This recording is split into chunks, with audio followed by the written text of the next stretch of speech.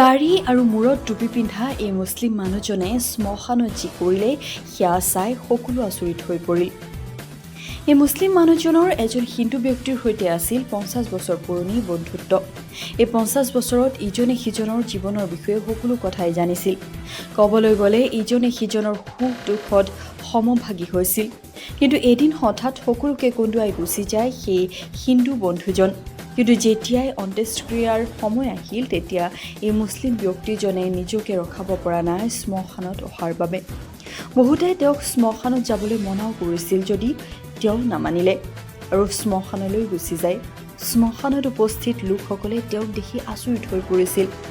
শ্মশানত উপস্থিত লোকসকলে বুজিব পৰা নাছিল যে এজন মুছলমান ব্যক্তি শ্মশানত কি কৰি আছে।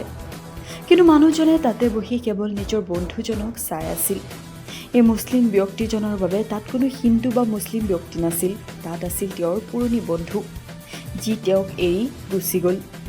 সেয়েহে শেষ বিদায় দিবলৈ তেওঁ খুদ উপস্থিত হৈছিল শ্মশানত। জাতি ধৰ্ম বৰ্ণ চাই বন্ধুত্ব কৰা নহয়, আৰু এয়াই তাৰ উদাহৰণ।